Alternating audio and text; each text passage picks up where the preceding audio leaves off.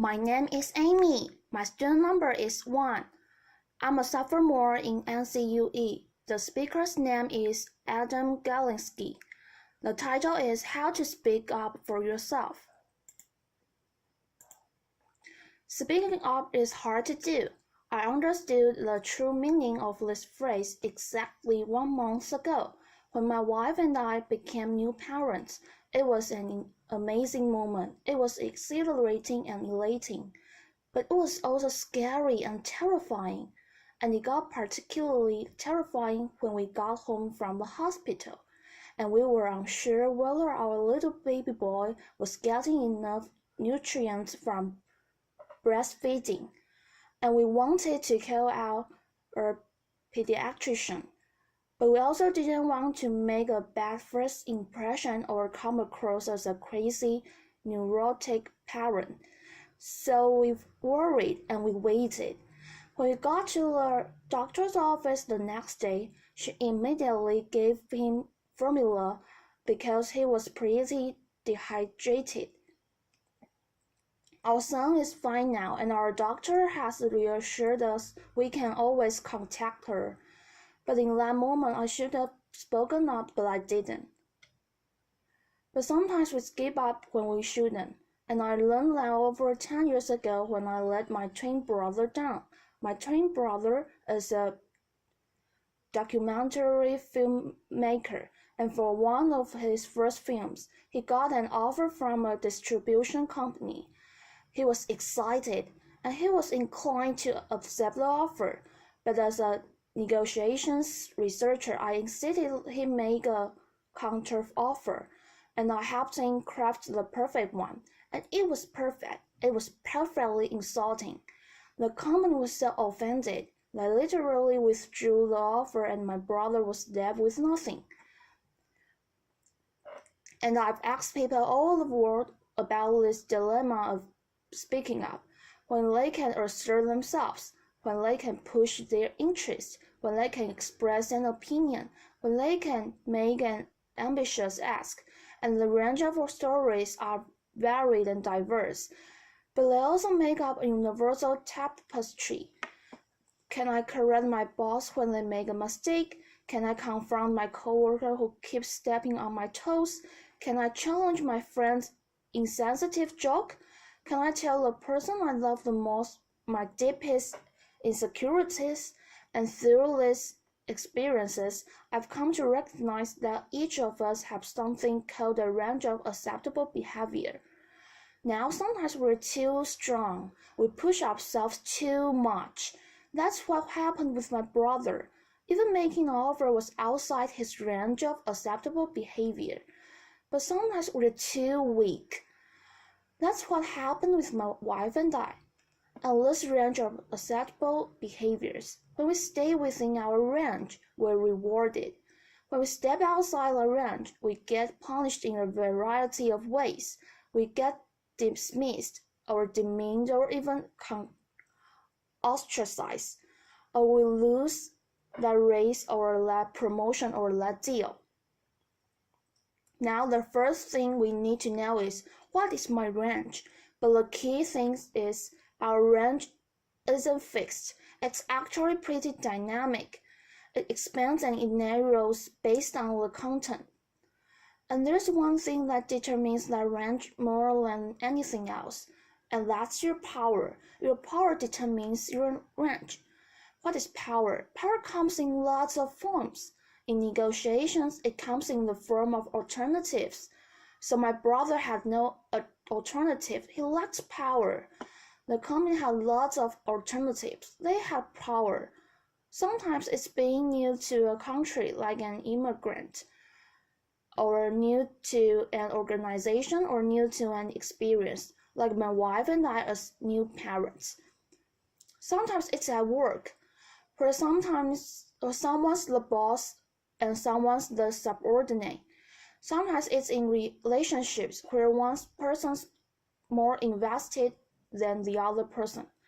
And the key thing is that when we have lots of power, our range is very wide. We have a lot of leeway in how to behave. But when we lack power, our range narrows. we have very little leeway. The problem is that when our range narrows, that produces something called the low-power double bind. The low-power double bind happens when, if we don't speak up, we go unnoticed. But if we still speak up, we get punished. Now many of you have heard the phrase the double bind and connected it with one thing, and that's gender. The gender double bind is women who don't speak up go unnoticed, and women who do speak up get punished. And the key thing is that women have the same need as men to speak up, but they have barriers to doing so. But what my research has shown over the last 2 decades is that what looks like a gender difference is not really a gender double bind. It's really a low-power double bind. And what looks like a gender difference are really often just power differences in disguise. Oftentimes we see a difference between a man and a woman, or men and women, and think biological cause. There's something fundamentally different about the sexes. But in study after study, I found that a better explanation for many sex differences is really power. And so it's the low power double bind. And the low power double bind means that we have a narrow range and we lack power. We have a narrow range and our double bind is very large. So we need to find ways to expand our range. And over the last couple decades, my colleagues and I have found 2 things really matter. The first, you seem powerful in your own eyes. The second, you seem powerful in the eyes of others. When I feel powerful, I feel confident, not fearful. I expand my own range. When other people see me as a powerful, they grant me a wider range. So we need tools to expand our range of acceptable behavior. And I'm going to give you a set of tools today. Speaking up is risky, but these tools will lower your risk of speaking up. The first tool I'm going to give you got discovered in negotiation is an important finding. On average, women make less ambitious offers and get worse outcomes than men at the bargaining table. But Hannah Riley Bowles and Emily Amanatula have discovered there's one situation where women get the same outcomes as men and are just as ambitious. That's when they advocate for others. When they advocate for others, they discover their own range and expand it in their own mind. They become more assertive. This is sometimes called the mama bear effect, like a mama bear defending her cubs. When we advocate for others, we can discover our own voice. But sometimes we have to advocate for ourselves. How do we do that? One of the most important tools, we have to advocate for ourselves in something called perspective taking. And perspective taking is really simple. It's simply looking at the world through the eyes of another person. It's one of the most important tools we have to expand our range. When I take your perspective, I think about what you really want. You're more likely to give me what I really want. But here's the problem. Perspective taking is hard to do. So let's do a little experiment. I want you all to hold your hand just like this, your finger, put it up. And I want you to draw a capital letter E on your forehead as quickly as possible. Okay, it turns out that we can draw this E in one of 2 ways, and this was originally designed as a test of perspective taking. I'm going to show you 2 pictures of someone with an E on their forehead. My former student, Erica Hall, and you can see over here, there's the correct E. I drew the E so it looks like an E to another person.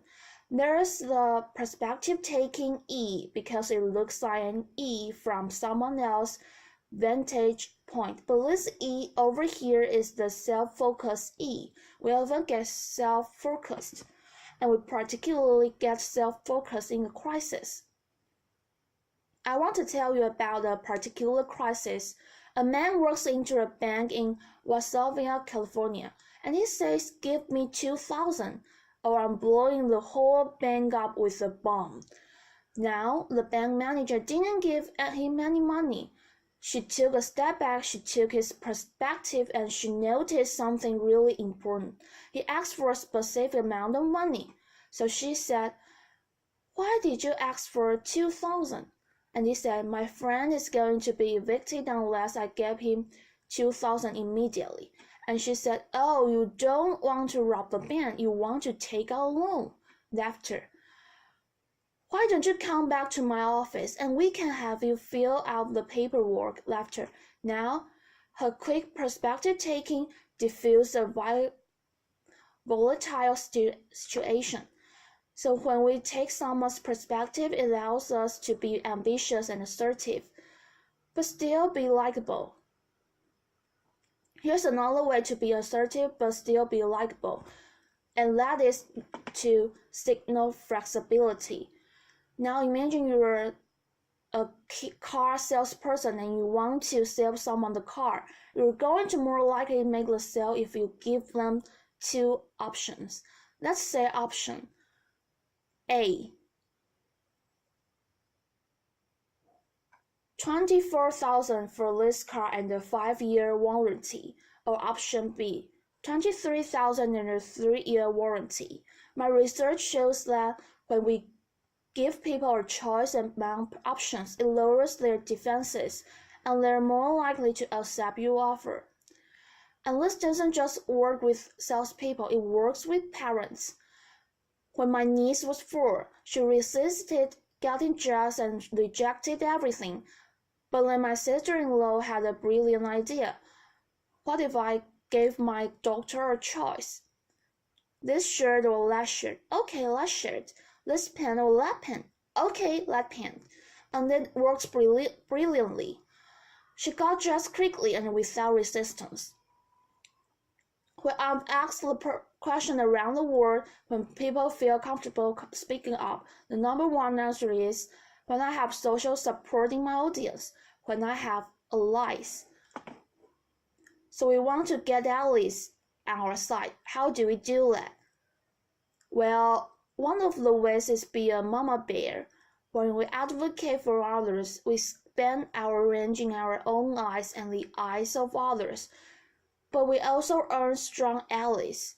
Another way we can earn strong allies, especially in high places, is by asking other people for advice. When we ask others for advice, they like us because we flatter them. And we're expressing humility. And this really works to solve another double bind. And that's the self-promotion double bind. The self-promotion double bind is that if we don't advertise our accomplishments, no one notices. And if we do, we're not likable. But if we ask for advice about one of our accomplishments, we are able to be competent in their eyes, but also be likable. And this is so powerful, it even works when we see it coming. There have been multiple times in life when I have been forewarned that a lower power person has been given the advice to come ask me for advice. I want you to notice 3 things about this. First, I knew they were going to come ask me for advice. 2, I've actually done research on the strategic benefits of asking for advice. And 3, it still worked. I took their perspective. I became more invested in their cause. I became more committed to them because they asked for advice. Now, another time we feel more confident speaking up is when we have expertise. Expertise gives us credibility. When we have high power, we already have credibility. We only need good evidence. When we lack power, we don't have the credibility. We need excellent evidence. And one of the ways we can come across as an expert is by tapping into our passion.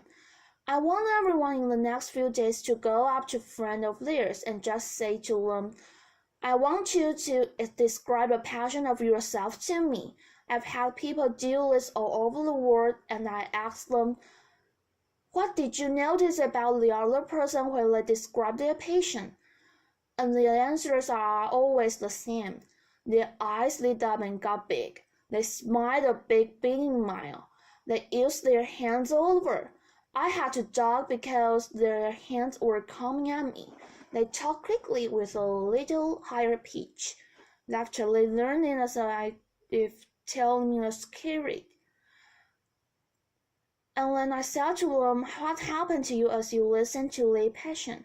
They said, my eyes lit up, I smiled, I landed. When we tap into our passion, we give ourselves the courage in our own eyes to speak up. But we also get the permission from others to speak up. Tapping into our passion even works when we come across as too weak. But men and women get punished at work when they shed tears. But Lizzie Wolf has shown that when we frame our strong emotions as passion, the condemnation of our crying disappears for both men and women. I want to end with a few words from my late father that he spoke at my twin brother's wedding. Here's a picture of us. My dad was a psychologist like me, but his real love and his real passion was cinema, like my brother. And so he wrote a speech for my brother's wedding about the roles we play in the human comedy. And he said, the lighter you touch, the better you become at improving and enriching your performance. Those who embrace their roles and work to improve their performance grow, change and expand the self, play it well, and your days will be mostly joyful. What my dad was saying is that we've all been assigned ranges and roles in this world, but he was also saying the essence of this talk. Those roles and ranges are constantly expanding and evolving. So when a scene calls for it, be a ferocious mama bear and a humble advice seeker. Have excellent evidence and strong allies. Be a patient perspective taker, and if you use those tools, and each and every one of you use these tools, you will expand your range of acceptable behavior, and your days will be mostly joyful. Thank you. Applause.